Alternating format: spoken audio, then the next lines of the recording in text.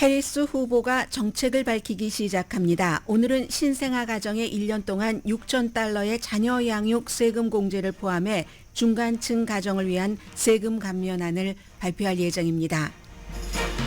해리스 후보와 바이든 대통령은 후보가 바뀌고 처음 함께 정책 이벤트에 등장했습니다. 인플레이션 감축안에 포함시켜 당뇨 치료제 등 10가지 처방약 값을 제약회사와 협상한 것을 알렸고, 공화당의 청사진인 프로젝트 2025가 메디케어 혜택을 줄이려고 한다고 강조했습니다.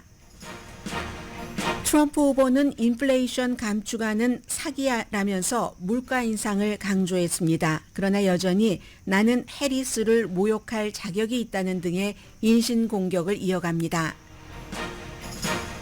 트럼프 후보는 해리스 후보가 팁에 대한 세금을 폐지하는 자신의 공약을 훔쳤다고 비난합니다. 타당한 지적이고 정치인들은 선거철에 이에 합의를 봤지만 경제 전문가들은 전혀 다른 시각을 강조합니다. 팁에 대한 세금 폐지의 부작용은 재정 분야에서 일하는 거부도 자신의 수입을 팁으로 처리할 수 있다는 것 등이고, 팁 받는 사람의 대부분은 수입이 적기 때문에 이미 연방소득세를 내지 않는다고 강조합니다. 공화당은 팀 월즈 민주당 부통령 후보의 과거 음주운전 이슈를 공격합니다. 정치인이 되기 전에 $200를 낸 음주운전 전력입니다. 사회적 극보수를 자처하는 J.D. 벤스 공화당 부통령 후보가 남자 화장실에서 여학생 3명이 변기에 이를 보는 것을 쳐다보는 사진이 공개됐습니다. 민주당은 문제 삼지 않습니다. 복음주의 기독교인들이 해리스에게 투표하는 선거운동을 시작했습니다. 복음주의 대표 목사인 빌리 그레엄 손녀도 이 운동에 앞장서면서 이사야 1장 30절로 트럼프 지지자들에게 경고를 보냅니다. 여론조사 결과에 따르면 팀 월즈 민주당 후보가 J.D. 벤스 공화당 부통령 후보보다 인기가 높습니다. 우크라이나가 러시아 주요 도시 수자를 완전히 장악했습니다. 러시아의 우크라이나 진격이 방해받을 수 있고, 휴전을 한다면 우크라이나가 유리한 위치라는 점도 됩니다. 여러분 안녕하십니까? 오늘의 미국 강혜신입니다. 지금부터 오늘부터는 더한 것 같습니다. 미국의 모든 뉴스는 전부 100% 거의 100% 대통령 선거와 연관이 돼 있고, 미국 뉴스뿐만이 아니라 세계의 뉴스도 마찬가지입니다.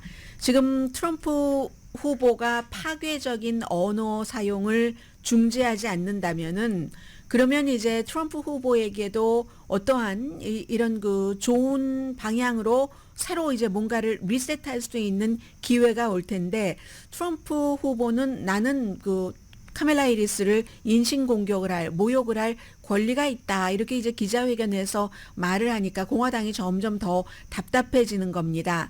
그러니까 많은 그 공화당의 트럼프를 지지했던 사람들이 뭐 이름 얘기하면 여러분들 다 아실 그럴 분들입니다. 내가 전에 알았던 트럼프가 아니다. 이거 이제 조지 클루니라는 영화 배우가 바이든 대통령 안 되겠다, 사퇴하십시오라고 할 때 내가 알았던 바이든이 아니다라고 한 말과 같은 거잖아요. 트럼프 최측근, 트럼프 때문에 유명해진 뭐 팍스 등등에 많이 나오는 그 캔디스 오웬이라는 그런 그 여성이 한 얘기입니다. 그리고 베이비 부모의 35%는 이제 트럼프를 떠나고 있다, 지겹다라는 얘기를 하는데, 이건 이제 영국의 인디펜던트가 아주 자세히 취재를 해서 보도한 내용이고요. 사람들도 이제는 트럼프로 시작되는 뉴스보다는 해리스로 시작되는 뉴스를 더 듣고 싶어 합니다. 잘 모르기 때문에. 부통령으로 거의 4년을 지냈지만 부통령은 항상 대통령의 그림자이기 때문에 그가 대통령이 될 가능성이 현재로서는 높다고 하니까 해리스가 누군가? 해리스의 정책이 무엇인가? 그동안 공화당이 인터뷰도 안 하고 정책 발표도 안 한다고 비난을 했지만 아마 오늘부터 본격적으로 정책 발표를 할 겁니다. 그리고 이렇게 공화당 쪽에서도 베이비 부모 가운데서도 나이가 많은 층이 트럼프를 지지하잖아요. 해리스 지지로 돌아섰다라고 얘기를 하니까 그때에 맞춰서 해리스가 팍스 텔레비전을 보시는 분들 놀라지 않으셨어요? 카멜라 해리스가 여러분 제가 카멜라 해리스입니다. 여러분들을 위해서 일하겠습니다 하고 팍스 텔레비전에 광고를 시작했습니다. 또 중요한 것은 복음주의 하면은 트럼프 전 대통령을 대통령으로 만들었고 뭐 동성애 이슈나 낙태 문제 때문에 굉장히 강하게 붙어 있고 또 거기에 어떠한 이론 같은 것들이 있어서 나름대로 만든 뭐 7개의 산 뭐 이런 것들이 있어서 트럼프가 설령 허점이 있는 인간이라 할지라도 그를 뭐 신이 내세웠다 뭐 이런 식으로 하는 그런 그 복음주의에서 이제는 이것도 지겹다. 트럼프 지겹다. 우리가 공화당을 그동안 많이 지지를 해왔는데 올해는 한 가지 이슈만으로 한두 가지만으로 뭐 낙태라든가 동성애자라든가 이런 것만으로 그럴 수도 없는 것이다 라고 얘기를 하면서 새로운 운동을 합니다. 어제도 뭐 몇천 명이 참여하는 줌 미팅 같은 것들이 있었는데 예를 들어서 그 복음주의자들이 허리케인 카트리나가 루이지아나에 왔을 때 뭐라고 얘기했냐면 신이 주는 벌이라고 했습니다. 동성애자들, 뭐 낙태 이런 것을 하도 미국이 많이 하니까 미국을 지금 벌 주는 신의 심판이라고 얘기를 했었던 사람들이 지금 트럼프 쪽을 떠나고 있다는 건데 가장 대표적인 드와이트 매키식 목사라는 분입니다. 40년 동안 내가 공화당을 향해 투표를 하고 했지만 이제는 아니다. 그 후보가 반란을 선동하고 1월 6일 의사당 폭동 사건을 얘기를 합니다. 34건의 중범죄로 기소되고 유죄 판결을 받았고 선거 전략으로 모욕하는 것과 욕설 이런 것을 하는데 더 이상은 이제 그를 지지할 수가 없다. 미국이 이것보다는 낫지 않겠는가. 민주당이 하는 얘기를 그대로 하고 있습니다. 그러면서 어제 이제 줌 미팅을 했고요. 많은 사람들의 이 트럼프를 뽑지 말자는 운동이 복음주의에서 일어나고 있습니다. 대표적인 복음주의 목사인 지금은 돌아가셨지만 빌리 그레엄 목사의 손녀인 제두사 듀폴드 씨는 빌리 그레엄 목사의 그 아들 말고요. 프랭클린 그레엄 말고 맏딸의 딸입니다. 그러니까는 장손녀죠. 그 손녀가 이사야 1장 30절을 얘기를 합니다. 뭐라고 얘기를 하냐면 이사야 그 1장 30절이 너희는 잎사귀 마른 상수리 나무 같을 것이요. 뭐 한국말로는 이렇지만 오크트리죠. 오크트리요 물 없는 동산과 같다. 이렇게 얘기한 게 그야말로 이스라엘 땅, 이스라엘 자손들 아주 황폐하게 될 것이다. 왜냐하면 뭐 우상을 누군가가 섬긴 뭐 이런 것들 때문에 죗값을 치르게 될 것이라는 뜻이잖아요. 빌리 그레엄 목사의 손녀가 우상 누굽니까? 지난해에 슈퍼팩 플로리다주에서 열렸을 때 막 금으로 트럼프 동상을 만들어 놓고 그랬죠. 그런 죗값을 치르게 될 것이다. 이걸 암시하는 것과 마찬가지로 그리고 빌리 그레엄 목사의 그 복음주의인 그 손녀도 정책보다도 더 중요한 것이 있다. 미국이 미국다워야지 되고 이런 앞에 말씀드렸던 또 다른 목사와 같은 얘기를 합니다. 그리고는 이제 오늘 노스캐롤라이나주에서 해리스 후보가 이제 본격적으로 선거 유세 정책 같은 것을 얘기하게 되는데요. 그 부분은 이제 광고 들으신 뒤에 여러분들께 전해드리겠고요. 이 같은 배경에서 어제 바이든 대통령과 해리스 이 두 사람이 딱 그 대통령과 부통령으로서 연단에 섰습니다. 왜냐하면 이건 선거 캠페인이 아니라 백악관의 정책 홍보 이벤트였거든요. 원래 예정됐었던 것이고 메릴랜드주에서 있었는데 참 이게 바뀌었다는 게 이제 뭐 주객 전도는 뭐 딱 맞는 말은 아니지만 아무튼 이게 바뀌었다는 게 어제 딱 보이는 게 보통 이런 때는 우리가 함께 일을 했습니다 할 때는 부통령이 손 모으고 옆에 이렇게 서 있고 대통령이 막 얘기를 하죠. 그리고 이제 가끔 뭐 부통령이 열심히 일을 해서 하고 박수 쳐주게 하고 하는데 어제는 반대였습니다. 이게 바이든 대통령이 먼저 얘기를 하는 게 아니라 카멜라 해리스가 잔뜩 얘기를 합니다. 여러 가지 얘기를 하고 우리 대통령 뭐 이렇게 해서 우리가 이 처방약에 대해서는 뒤에 다시 말씀을 드리겠습니다만은 이렇게 해서 우리가 뭐 다윗과 골리앗의 싸움에서 시니어들을 어떤 챔피언으로 놓으면서 이 제약회사와 처방약 값을 줄이는 것을 합의를 했습니다. 합의를 해서 이제 지금 시행되고 있는 것도 있고 내년 후년부터 시행되는 이런 일들이 있거든요. 이게 제가 대통령이 되지 않으면 어떻게 될지 또 알 수 없는 협상이 남아있기 때문에 그런 얘기를 하면서 바이든 대통령이 이 카멜라 해리스가 정말 훌륭한 대통령이 될 것이다라고 소개를 했고, 바이든 대통령에 대해서는 카멜라 해리스가 사람들에게 뭐라고 얘기를 하면 사람들이 땡큐 조 감사하다고 계속 박수를 쳤거든요. 그리고는 바이든 대통령이 카멜라 해리스는 트럼프에게 그렇게 모욕적인 얘기를 하지 않습니다. 바이든스럽지 않게 이젠 본인이 후보가 아니잖아요. 더 이상 막 이름을 뭐 잊었다는 식으로 도널드 whatever 도널드 트럼프가 아니라 whatever 도널드 덤프 도널드 whatever 이런 식으로 도널드 덤프면 도널드 쓰레기라는 얘기잖아요. 아주 은근 슬쩍 넘어가는 척하면서 그런 식으로 이제 트럼프를 공격을 했습니다. 이 조 바이든이 다음 주 월요일부터 목요일까지 열리는 민주당 전당대회에서 첫날 연설을 할 겁니다. 그래서 이제 이런 얘기를 쭉 했더니 그 사이에 같은 거의 비슷한 시간이었어요. 이 트럼프 후보가 조금 늦게 기자회견을 했거든요. 본인의 골프장에서, 뉴저지에 있는 골프장에서 기자회견을 했는데, 바이든 대통령과 이 카멜라 해리스는 이렇게 우리가 그 인플레이션 감축법에 따라서 하나의 법을 만들 때 미국에서 여러 가지를 서로 섞어서 하잖아요. 그래서 인플레이션 감축법에 처방약값 같은 것을 내리는 것을 포함시켜서 이렇게 성공을 했습니다. 라고 얘기하니까 트럼프 후보는 인플레이션 감축법은 사기다. 그건 컨잡이다. 라고 얘기를 합니다. 사기 혐의로 34개의 유죄 판결을 받은 트럼프 후보가 상대에게 가장 많이 하는 얘기는 사기다. 사기꾼이다. 그 정책도 사기다 하는 일입니다. 그리고 본인은 진실과 사실에 초점을 맞춘다고 하면서 말을 시작했습니다. 진실과 사실에 초점을 맞춘다. 진실이다 이 말을 가장 강조하는 사람들을 보면요. 유튜브에서도 음모론을 제일 많이 퍼뜨리는 사람이 이건 팩트입니다 하는 얘기를 많이 강조를 하거든요.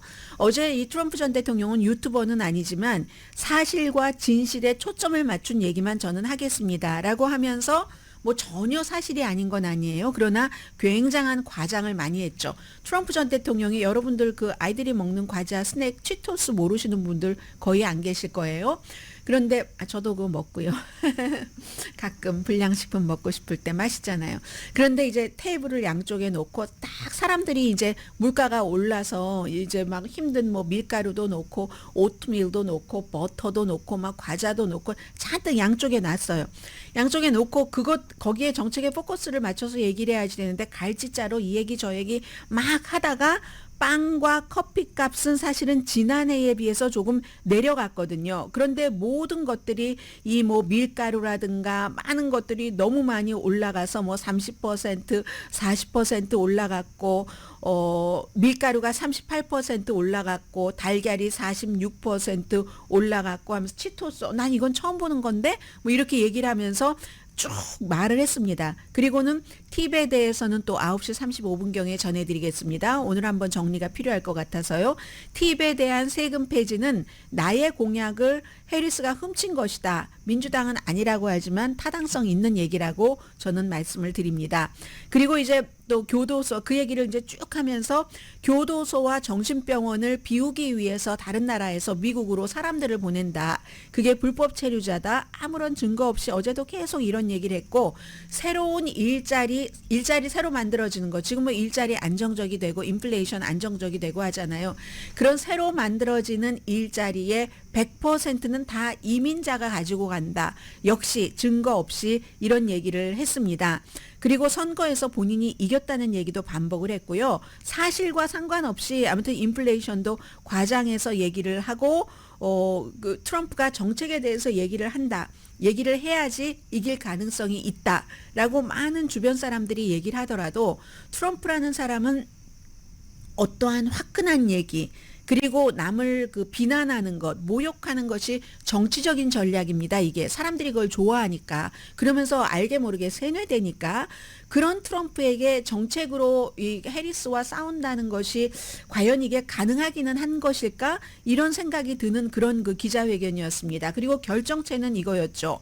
기자가 물어봤어요. 똑같은 겁니다. 이게 공화당을 위해서 너무 중요한 일이기도 하고 많은 사람들이 정책에 집중해야지 이긴다고 하는데 그렇게 얘기를 했었을 때 트럼프 후보가 한 얘기는 나는 해리스에 대해서 개인적으로 공격할 자격이 있다.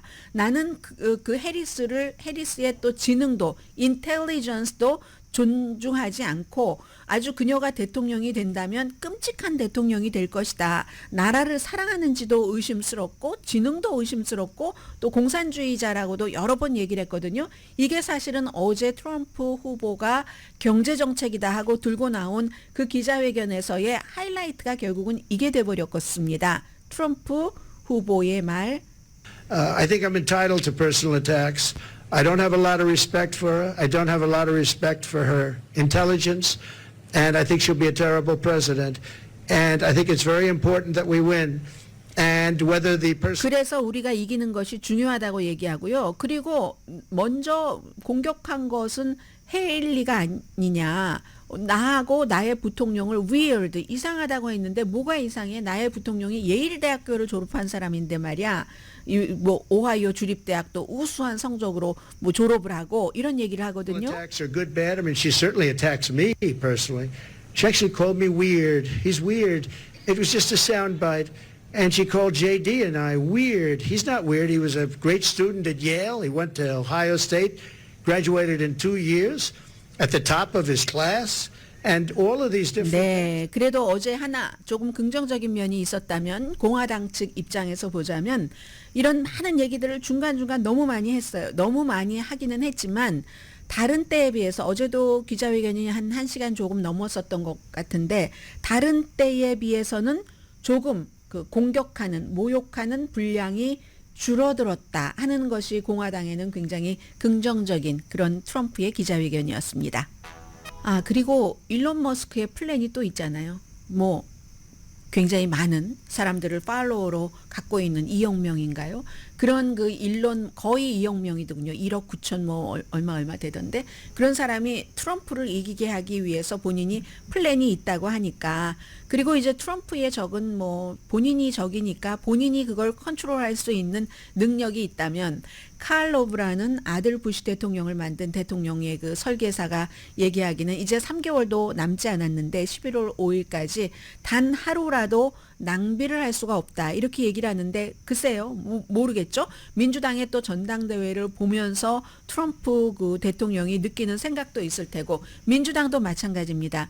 지금 3개월 민주당으로서는 2개월 반 그 정도 이상 남았는데 그 사이에 남은 기간 동안 실수하면 안 되고 그리고 전당대회에서 또 민주당의 경우는 친팔레스타인 시위가 대대적으로 벌어지면 어떻게 되는가. 그렇게 되는 경우 그 여러 가지 위험성에 있어서 지금 민주당이나 해리스 후보가 누리고 있는 이 같은 허니문이라든가 아주 뭐 기록적인 심지어 지금 오늘 해리스 후보가 가는 노스캐롤라이나주에서도 해리스 후보가 이긴다는 여론조사가 여러 가지 나오고 있잖아요. 그러한 것들 또 하루아침은 아니지만 며칠 사이에 날아갈 수 있다. 이걸 굉장히 조심해야지 되는 거죠. 트럼프나 해리스나 다 조심하고 자제를 하면 누구라도 또다시 이제 이 지금 순서가 바뀔 수 있는 1위와 2위가 바뀔 수 있는 여지는 있지만 현재로서는 이 트럼프 그 대통령이 완전히 그렇게 되긴 힘들어 보입니다. 왜냐하면 새로운 캠페인 선거 매니저를 어드바이저를 영입을 했는데 그 어드바이저가 당시에도 아주 젊은 사람이었고요. 뭐 여성 성폭행 이런 것으로 기소된 사람이거든요. 그런데 이제 뭔가를 그 바꾼다는 면에서는 좋지만 그 사람은 늘 트럼프는 트럼프스러워야지 돼라고 얘기를 한 사람이기 때문에 어떻게 될지 잘 모르겠습니다. 오히려 이런 건 밖에서는 잘 보이는데 안에서는 함몰되는 경우가 많은 것 같아요.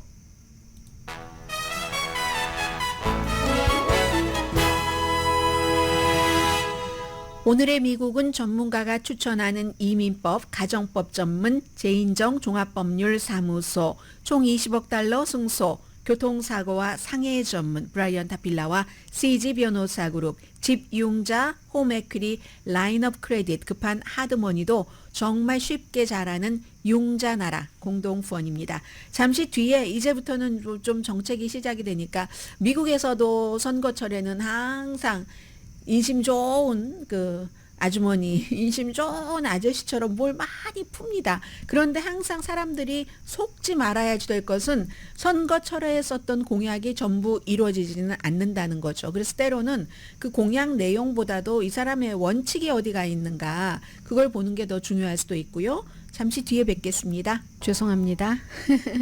소리가 겹쳤습니다. 오늘 이제 미국의 신문의 경우는 모든 신문의 일면에 두 가지를 공통적으로 내놓고 있습니다. 하나는 어제 있었던 그 메릴랜드주에서의 바이든 대통령, 아직까지는 해리스 부통령과의 그 미팅 이벤트와, 그리고 이제 우크라이나 문제인데요. 이건 이제 뒤에 조금 말씀드릴 수 있는 시간이 있는 것 같고, 그리고 또 하나는 오늘 뭐 LA 타임즈를 포함을 해서 민주당의 팀 월즈 부통령 후보 모습이 많이 보이거든요. 이제는 아주 자세히 들여다보는 겁니다. 과거 같으면 뭐 이렇게 부통령 후보에 대해서 이 정도로 자세히 들여다보는 경우가 별로 없었거든요. 그냥 한두 번 처음에 후보가 됐다 하면 스치고 지나가고, 어제 어떤 분이 그런 말씀을 하시던데요. 그 힐러리 클린턴의 그 부통령 후보 기억하느냐라고 얘기를 하는 그런 분들도 계신데, 상원의원이었잖아요, 버지니아주에. 그래서 이제 오늘은 이렇게 부통령 후보 얼굴이 보인다 해서 잠시 뒤에는 지금 가장 또 앞으로 계속 나올 수도 있는 문제, 팀 월즈의 음주운전 했었던 그 얘기, 그리고 그에 비해서 민주당이 별로 문제 삼지 않기 때문에 JD 벤스 후보가 뭐 여자에 대해서나 많은 문제에 대해서 굉장히 보수적인데, 지금 사진이 뭐 드래퀸 같은 사진, 남자가 여장을 하고 하는 거, 그게 뭐 할 수 있는 일이긴 하지만 공화당이 늘 그걸 가지고 너무너무 비난을 하니까. 그런데 본인이 이제 그런 주인공이었다던가, 지금도 이번에도 또 뭐 화장실에서의 어떤 사진이 하나가 나왔는데, 오늘 이제 뒷부분에는 이 두 그 부통령 후보 얘기를 잠시 뒤에 전해드리겠고요. 방송은 조금 있으면 끝나니까, 끝나고 나서 노스캐롤라이나주에 가서 카말라 해리스가 할 정치 경제적인 얘기를 조금 말씀을 드리자면은요. 해리스 후보가 신생아 부부는 한국도 아니고 중국도 아닌데 미국에서 신생할 때는 아이 돈이 얼마나 많이 듭니까? 우유도 그렇고 기저귀도 그렇고 돈을 많이 들잖아요. 하니까 신생아 부모를 위해서 아이가 태어나면 그 1년 동안은 뭐 $6,000 세금 공제하는 안을 포함해서 여러 가지로, 그냥 미국의 중간층 사람들 있잖아요. 미들 클래스, 이 사람들을 위한 여러 가지 이제 그 세금 감면안 같은 것을 오늘 얘기를 할 건가 봅니다. 그러니까 기본적으로는 본인과 바이든 대통령 시대에 있었던 뭐 $3,600, $3,000 이런 거 자녀 공제 있었잖아요. 5살 미만은 $3,600, 5살 이상은 1인당 $3,000였던 이것을 그대로 유지를 하거나 더 확장을 해나가는, 더 확대를 해나가는 그런 것을 공개를 합니다. 지금까지는 뭐 꼭 경제 정책뿐만이 아니라 어떠한 것도 세부적인 정보를 공개하지 않았었기 때문에, 이건 이제 기본적으로는 중산층 가정들을 위해서 일을 하겠다는 거구나, 이렇게 생각을 하시면 될 것 같고요. 그럼 항상 이럴 때 아니 자녀 없는 가정은 어떻게 하라고 그 손해보는 그런 기분이 있잖아요. 그래서 이제 그 자녀를 키우지 않는 그런 저소득층 성인들, 특히 이제 그 민주당에서는 가장 이제 그 가장 저소득층, 이런 연방 빈곤을 퇴치해야지 된다. 잘 사는 나라에서 어느 정도는 올려야지 된다는 게 민주당이잖아요. 그에 비해서 이제 공화당은 개인의 그 책임 같은 것을 굉장히 강조하니까, 뭐 잘하는 사람이 잘해서 돈 버는데 왜 세금을 많이 물게 하지 하는 거고, 민주당은 잘하는 사람은 어차피 잘 하니까, 그리고 그만큼 잘해서 평생 못 쓰지 않아? 하면서 좀 세금을 비슷하게는 내야지, 어떻게 그렇게 부자가 사무실에서 일하는 사람보다 세금률이 더 낮을 수가 있어? 뭐 이런 얘기를 하는 거잖아요. 그래서 자녀를 키우지 않는 저소득층에 대해서도 어떠한 소득세에 대해서 좀 더 많은 세금 공제 혜택을 주겠다 하는 얘기입니다. 그러니까 간단한 겁니다. 트럼프 후보는 글쎄요 저소득층에 주는 뭐 예를 들어 푸드 스탬프나 뭐나 이런 것보다는 큰 부자에게 세금 공제 혜택을 주고 개인적으로나 회사적으로나 그런 그 사람들이 돈을 사회에 많이 쓸 거야. 뭐 일종의 그것도 트리클 다운이라고 표현할 수 있겠지만 트리클 다운은 안 된다는 거 이제 세계적으로 다 알고 있는 거고요. 사람은 돈을 이만큼 모은 사람은 돈을 너무 사랑하는 사람이고 돈을 붓는 사람이기 때문에 그런 사람들은 돈을 더 키우기를 원하지 그 돈을 쉐어하기보다는 쉐어할 때도 있어요. 본인의 목적에 맞게 아니면 본인의 이름을 빌딩에 크게 막 써준다던가 할 때 그때는 쉐어하지만 생색 안 나는 돈을 왜 쓰지? 이렇게 얘기를 하잖아요. 그래서 이제 그게 공화당과 민주당의 기본적인 차이점이라고 보시면은 다 알고 계시는 거지만 될 것 같고요. 그런데도 해리스 후보도 지금 값이 높다 하는 것을 인정을 합니다.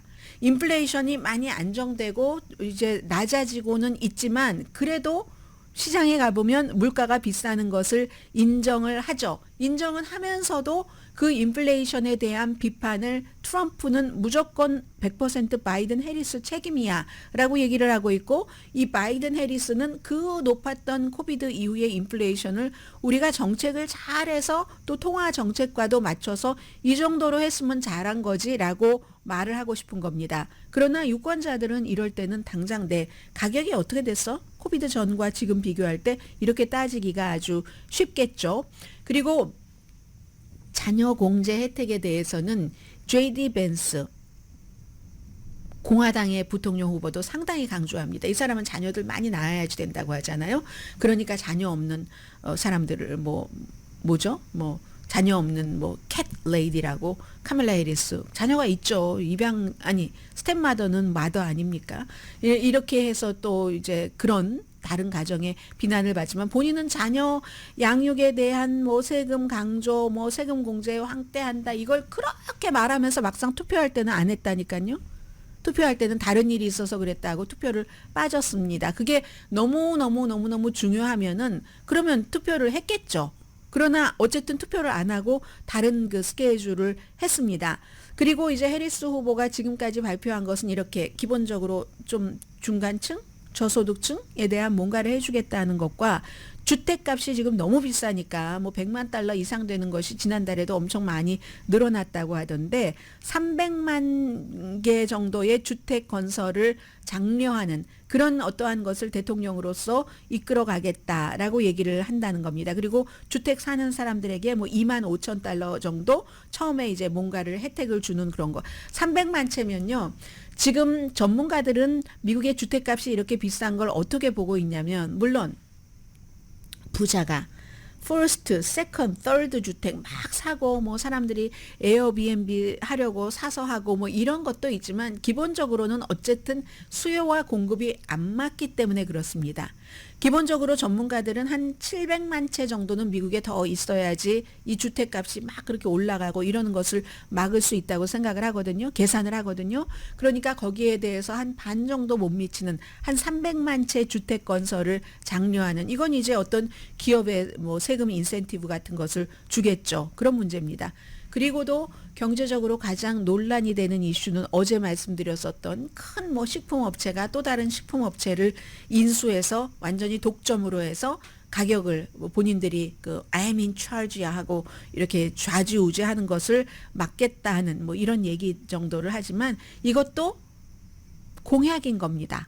실제로 대통령이 되면은 어떻게 적용될지 알 수 없는 거지만 방향만 아는 거. 근데 이제 그 방향을 어떤 때는 마음은 요만큼도 없으면서 진정성 요만큼도 없으면서 하는 경우가 있고 아니면 진정성이 있고 열심히 하려고 하는데도 안 되는 경우가 있습니다. 때로는 의회와 협조를 해야지 되고 아니면 때로는 의회가 승인을 해줘야지 되고 그런 문제들이 있기 때문에요. 여론이 아무리 많이 받쳐줘도 그래서 항상 이제 뭘 저 사람이 했지 하는 것도 중요하고 어떻게 하려고 했지 하는 what과 how가 다 중요하다 다시 말씀드리고요. 오늘 보스턴 글로브를 보니까 일면에 코비드 부스터요. 지금 8월 오늘 16일이죠. 어제가 광복절이었어요. 8월 16일이니까 9월 달부터는 이제 새로운 코비드 부스터가 나온다고 하니까 여기에 대해서도 마음가짐을 나는 맞을 것인가 맞지 않을 것인가 어떻게 할 것인가 그냥 막 급하게 하다가 놓치고 다른 스케줄이 있고 할 수가 있으니까 그걸 이제 한번 정해 보시면 좋을 것 같고요. 그리고 자, 오늘 로스앤젤레스 타임스가 이 사진 유명하죠. 이 그 팀 웰스도 사진 참 잘 나와요. JD 벤스도 사진 잘 나오고요. 사진 다 잘 나와요. 그리고 보니까 이번에 대통령 후보, 트럼프 후보도 사진 엄청 잘 나오죠.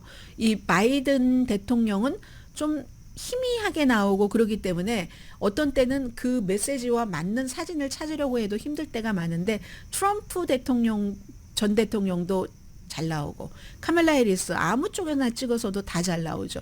그리고 이 이제 팀 월즈 후보 같은 경우는 이목구비 때문이라기보다는 그 사람의 그 마음속에서 나오는 제스처 있죠. 그 제스처라든가 표정이라든가 이것 때문에 사진이 너무 잘 나옵니다. 오늘 로스앤젤레스 타임스에서도 하고 손을 저쪽을 가리치는 이런 그 가리키는 사진이 나왔는데 그가 어떻게 그 홈타운에서 네브라스카가 됐건 미네소타가 됐건 거기서는 그의 정책 이상으로 사람들이 이 사람을 이렇게 받아들인다. 이 네브라스카가 정말로 heavily 그 컨서버티브한 그런 곳이잖아요. 근데 이 사람은 지금 주지사가 된 이후로는 더 진보적이 됐거든요. 네브라스카가 아니라 미네소타로 와서 주지사가 된 거지만 선생님 시작은 네브라스카에서 했고 그 다음에 미네소타에서 선생님 하면서 와이프 만나서 결혼해서 미네소타에서 연방 하원 의원과 주지사까지 지금 하고 있는 거고요.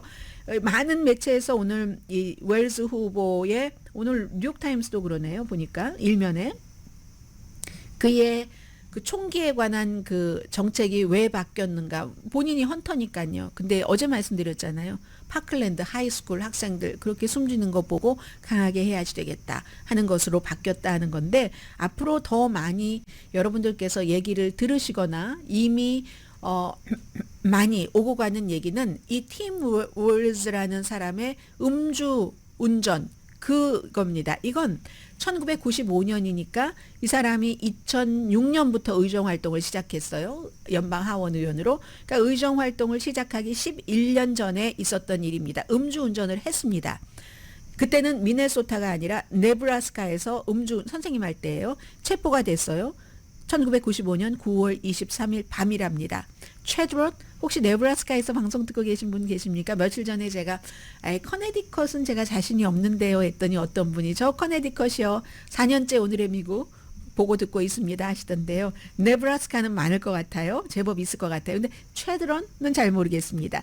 최드런 근처에서 당시에 팀 웰즈가 31살이었습니다. 그런데 이제 결국은 음주운전을 했다 해서 그 음주운전 혐의로 본인이 유죄를 인정을 했습니다. 그게 이제 다음 해인 1996년 3월 캘리포니아주에서도 음주운전으로 체포되신 분들 얼마나 많아요. 예전에는 정말 많았었습니다. 회사마다 많아서 운전 못하고 막 아주 힘들게 지내고 이랬던 그 시절 비슷한 시절이네요. 그래서 이 법원 기록을 말씀을 드리겠습니다. 네브라스카의 이제 주의 경찰관이 55마일 구역에서 96마일로 밤에 운전을 했답니다. 그리고 이제 그 술 냄새, 알코올 냄새가 강하게 났는데 그런데 이제 그 당연히 호흡 테스트 하는데 실패를 했고요. 그래서 혈액 검사하기 위해서 병원으로 이송됐답니다. 감옥에도 갔어요. 그 도스 카운티라는 곳에 교도소에 수감이 됐죠. 그리고는 1996년도 3월 13일 보니까 그 검사가 기록을 했는데 혈액 검사에서 알코올 농도가 당시에 그 지역의 법적인 허용 한도가 0.10%랍니다. 혈중 알코올 농도가 0.10. 그런데 이 그 팀 웰즈는 0.128. 그러면 0.028이 넘었다는 거예요. 엄청나게 넘은 건 아니네요. 0.10인데 0.128이니까 0.028% 넘었던 거잖아요. 그 당시에 이제 이 변호사가 월즈의 변호사는 그 주 경찰관이 너무 빠르게 왔는데 그때 처음에 빨간불을 안 켰다는 거예요. 그러니까 누가 나를 쫓아오지 하고 무서워서 도망을 가서 이렇게 속력을 냈었다. 이 변호사는 그렇게 얘기를 했었고요. 술 마셨다는 것은 인정을 했고 그리고 이제 알코올 농도가 상대적으로 낮았으니까 벌금을 내야지 된다 해서 결국은 벌금만 냈습니다. 90일 동안 운전면허가 정지되고 $200 벌금을 냈다고 하네요. 그리고 이제 이 사건을 교장에게 보고를 했습니다. 학교에서 풋볼 코치였으니까 풋볼 코치를 사임을 했고, 그리고 너무너무 막 죄책감도 들고 선생이 이래서 되는가 뭐 이런 여러 가지 생각 있잖아요. 상념 이런 것.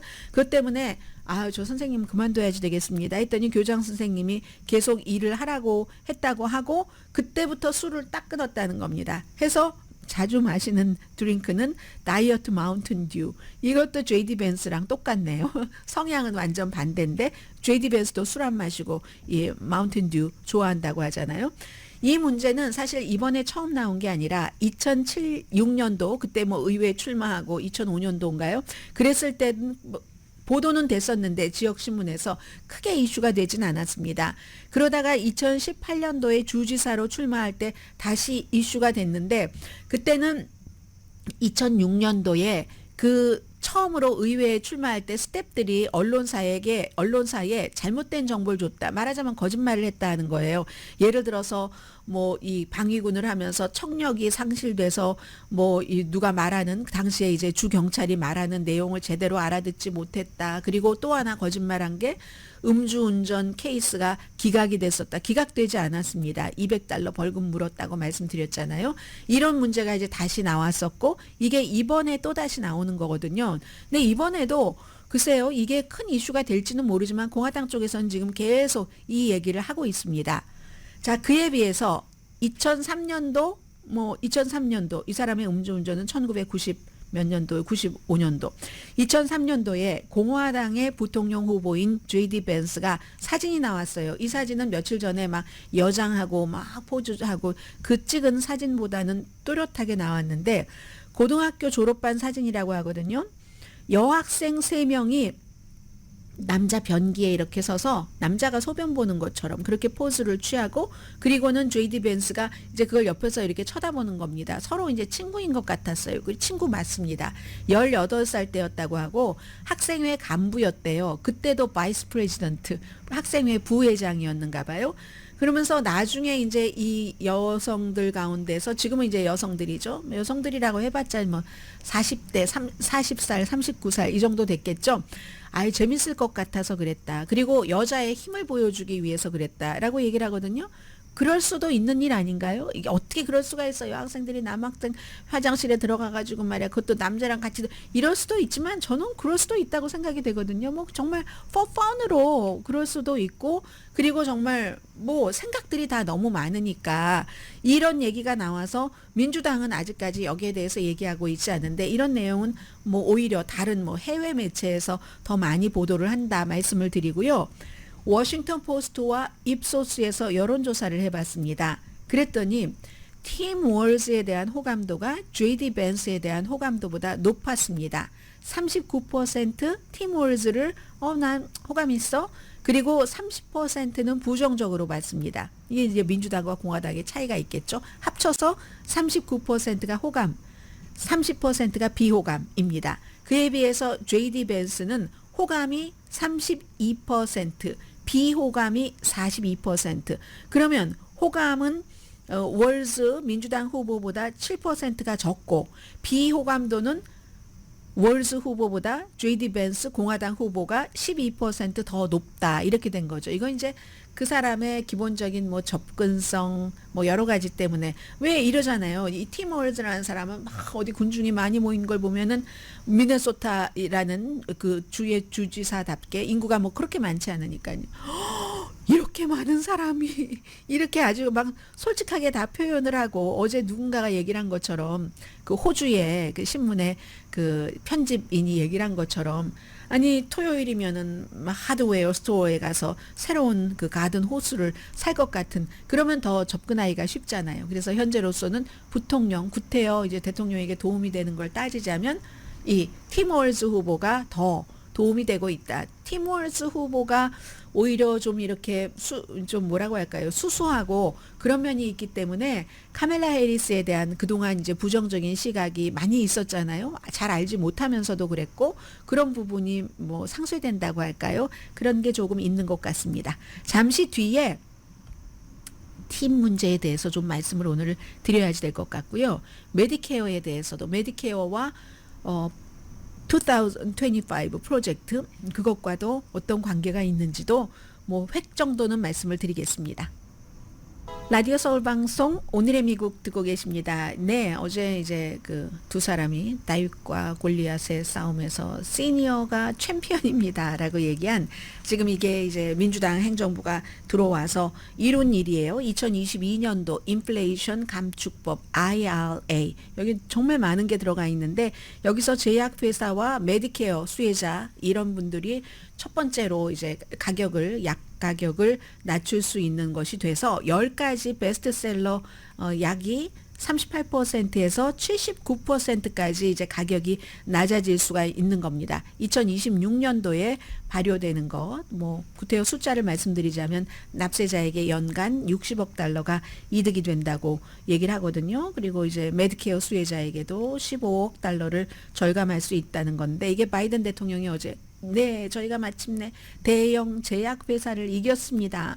그리고 이건요, 공화당에서 한 표도 찬성하지 않았습니다. 한 사람도 시니어 약값 낮추는 거 한 사람도 안 했어요. 민주당이 전부 찬성을 하고 카멜라 해리스가 부통령으로서 상원 의장 자격이잖아요. 한 표를 행사를 해서 51표를 받아서 이게 통과가 된 거거든요. 그렇기 때문에 놀라운 파트너 이렇게 해서 한 게 카멜라 해리스가 몇 가지 있어요. 엄청난 대통령이 될 겁니다. 뭐 이렇게 얘기를 했고요. 2025년과 26년도에 전체적으로는 한 15가지 약물에 대해서 가격을 낮추고 그리고 개인적인 것은 1년에 $2,000 이상은 안 되게 상한선 정했잖아요. 인슐린은 월 $35 상한선 이게 이제 메디케어 환자에게 적용이 되는 거. 이게 카멜라 해리스가 대통령이 안 되면 안 됩니다라고 얘기를 하면서 바이든 대통령이 프로젝트 2025를 얘기를 했거든요. 모든 정치 성향이 있는 띵크탱크가 어떠한 차기 정부를 위한 청사진 같은 것을 만듭니다. 레이건 때도 그랬고 트럼프 1기에도 헤리티지 재단이 만들었습니다. 이번에도 만들고 막 발표하고 하고 하려다가 중단된 게 트럼프조차도 그거 너무 보수적이야 했었던 것이 2025인데 일단 발표는 연기돼도 그대로 있는 거예요. 트럼프 주변 사람들이 140명이 그 작업에 들어갔기 때문에. 그런데 거기서 굉장히 많은 것이 있지만 사회 안전망을 줄이는 것이 굉장히 큰 목표입니다. 푸드 스탬프도 마찬가지고요. 무료로 그 프리스쿨도 없앤다는 거고 헤드스타트 같은 거 얘기하죠. 학자금 융자 탕감은 끝나는 거고 공영방송 기금은 하나도 주지 않고 메디케이드 같은 경우는요.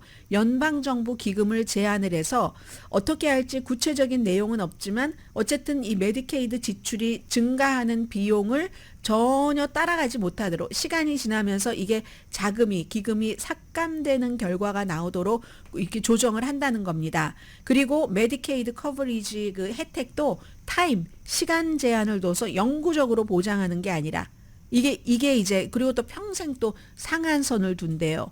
자격 결정도 굉장히 까다롭게 하고 이게 프로젝트 2025라고 트럼프의 임기 2기를 위해서 헤리티지라는 보수적인 재단이 트럼프 사람도 많이 들어가서 만든 그겁니다. 그래서 이제 그 바이든 대통령은 이거 이렇게 하면 안 된다라고 얘기를 한 거고요. 팁에 대해서는 트럼프나 해리스나 똑같이 이제 지지한다고 했고 트럼프가 먼저 6월 달에 해리스는 한 일주일 전에 바이든 대통령도 의회에서 통과시키면 내가 서명하지 했는데 그 통과를 시킬 리가 거의 없어 보이는데요. 이게 네바다를 위한 선거 전략이잖아요. 네바다에선 전체 인력의 20% 이상이 호텔과 카지노에서 일하는데 전국적으로 보면은 한 400만 명의 근로자가 정규적으로 팁을 받는답니다. 그럼 전체 근로자의 3%거든요. 그리고 그 가운데 37%는 소득이 너무 낮기 때문에 연방소득세를 이미 안 내는데 팁에 대한 연방소득세를 없앤다 하고 두 후보가 지금 공약을 해놓은 겁니다. 식당뿐만이 아니라 바텐더, 미용사, 매니큐어사, 뭐 택시기사 다 마찬가지인데 여기에요. 공교롭게도 여기 헤지펀드 운영자도 들어간답니다. 이거 내가 받은 돈은 팁이에요. 이런 식으로 할 수 있다는 거거든요. 금융가와 같은 고소득자에게 이렇게 할 수 있다는 거. 그리고 주마다 굉장히 달라서 사우스캐롤라이나주 같은 경우는 이렇게 하는 경우는 뭐 혜택이 될 수도 있지만 캘리포니아주 같은 경우는 별로 혜택이 되지도 않고 그러고 연방 정부는 10년 동안 약 2천억 달러 수입이 줄어들고 의회가 이거 그렇게 하라고 삼키기에는 너무 큰 숫자라는 겁니다. 그렇게 해서 겨우 혜택을 받는 사람이 2.5%에서 3% 정도 된다는 거고 그러면 민주당에서는 왜 난 트럼프 거 카피하지 않았냐 이렇게 얘기를 하냐면요.